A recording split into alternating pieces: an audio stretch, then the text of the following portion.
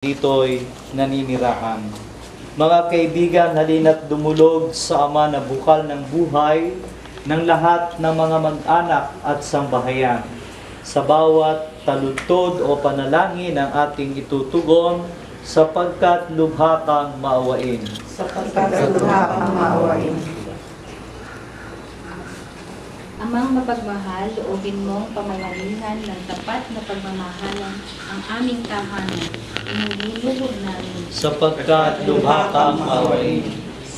Amang mapagkalinga, loobin mong maging bukas palad kami lagi. Sa mga kapos palad, tukha at sawi, nilulubog namin. Sapagkat lubha kang maawain.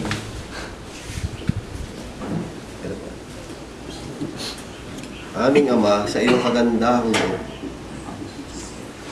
Amang may kapal, loobin mo maging masigasig kami sa pagpaglaganap ng iyong paghahari. Inululuhog ka namin. Sapagkat lubha kang maawain. O aming Ama, sa iyong kagandahang loob, ibinigay mo sa amin ang iyong buhay at pagmamahal.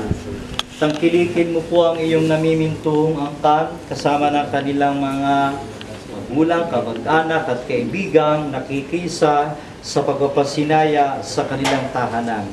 Ibinigay mo sa amin ang iyong buhay at pagmamahal. Tangkilikin mo ang iyong namimintuhong pamilya, yamang ikaw ang pinagmumulan ng kanilang mabuting pagsasamahan. Iniluluhog namin ito sa pamamagitan ni Jesucristo, kasama ng Espiritu Santo magpasawalang hanggan.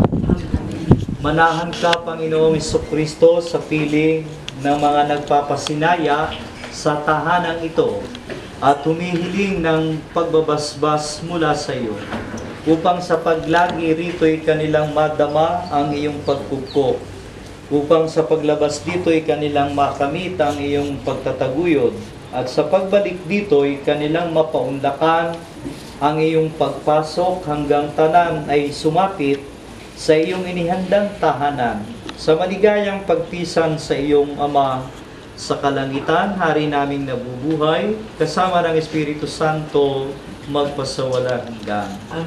Ang kapayapaang kaloob ni Kristo ay maghari nawa sa ating puso, at ang kanyang salita'y manahang lubusan, upang anuman ang ating ganapin sa salita at gawa ay mangyaring lahat sa pangalan ng Panginoon, ngayon at magpasawalang hanggan.